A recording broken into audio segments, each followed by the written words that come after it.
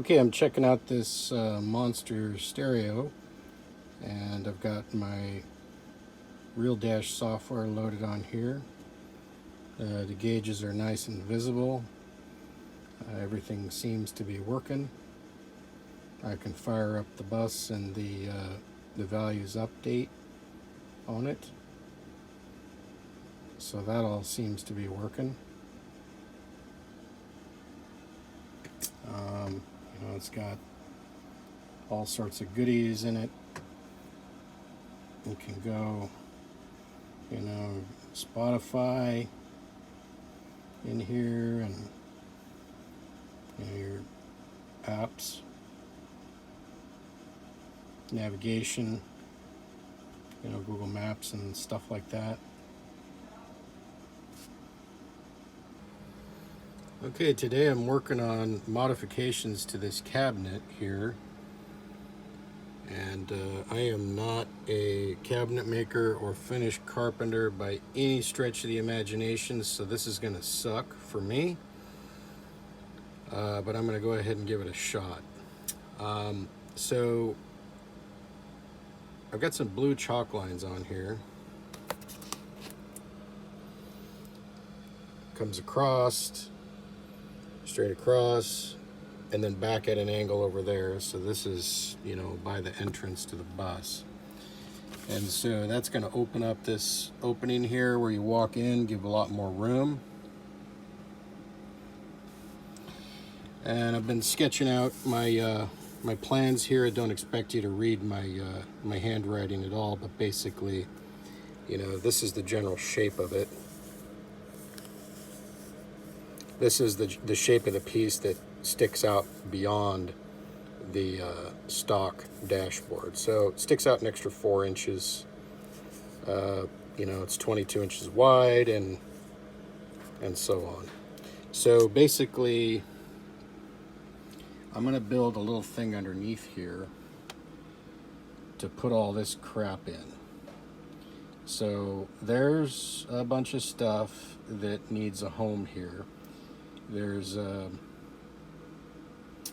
fuse block and a switch and a filter for engine noise. And I need to add this monstrosity in. This is a 10,000 microfarad capacitor. The previous owner had this installed in the circuit feeding the stereo and his ham radio equipment. I believe that's going to be necessary for this because when I was running my inverter and listening to music on the stereo very low, I could hear the noise of the inverter charge coming through the speakers. Just kind of a high-pitched whine. The engine was not running. I don't get engine noise when I run it with that. But I've got an older square wave type inverter, and I think that even though that's AC circuit, this is all 12 volts, it's charging my house batteries, and I believe this was why. So this is going to live down there. This generator start panel is going to live down here. And so the thought is at this point, and this may evolve as I work on it today, but I'm going to replicate that shape down here underneath the cabinet. So the angle will come out across here, cover this stuff up. It'll stick out this way 4 inches or so, and I'll have a home for this stuff mounted back behind there, and I'll have a neatly placed home for my generator start switch. Will live, up under the cabinet here. Sorry, the lighting.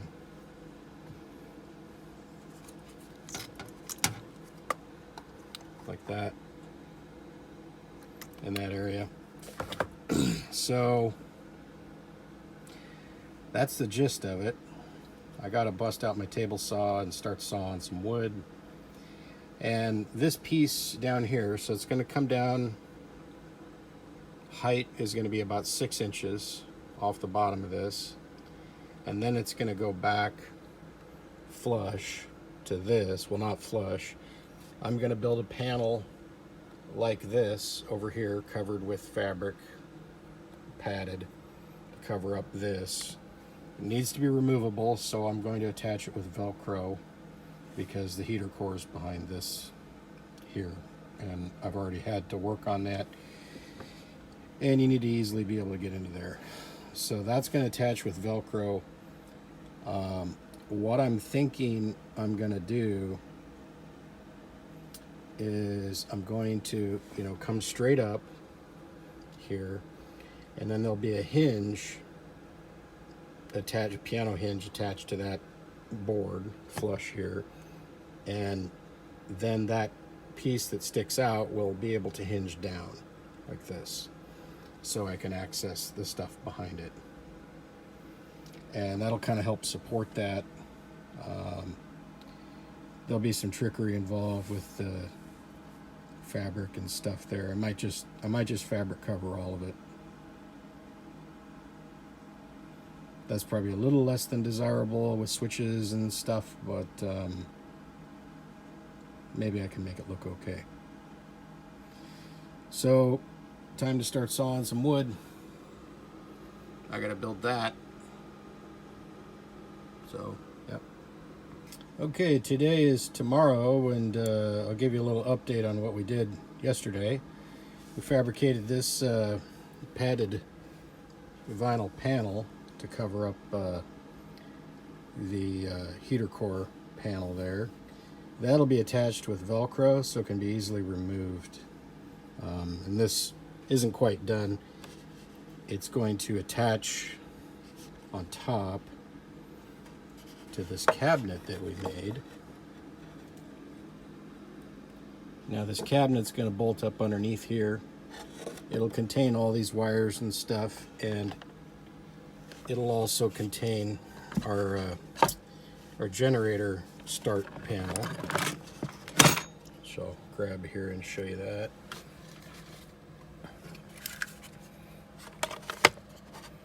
So that'll sit in there like that.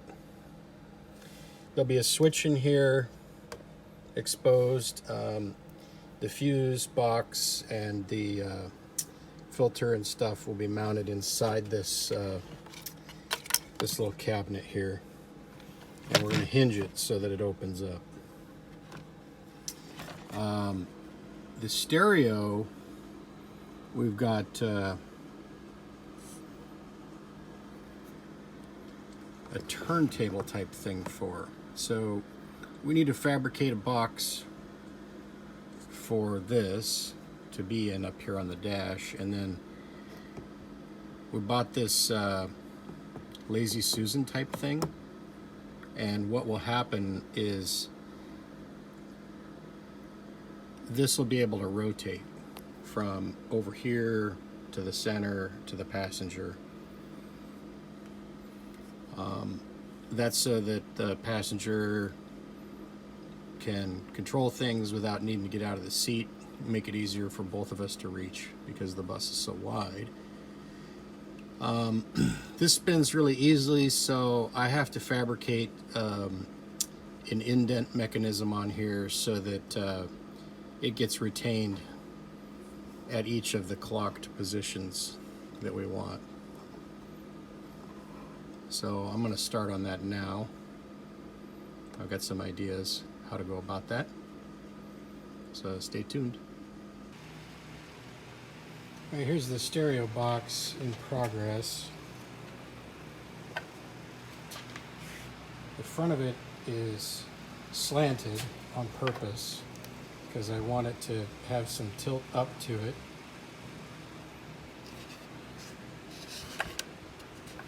Ow.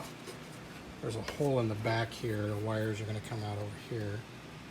I'm going to wrap this in fabric, vinyl. I'm going to mount a fan in it for cooling purposes. And I'm just sort of noodling on how that's all going to go together right now.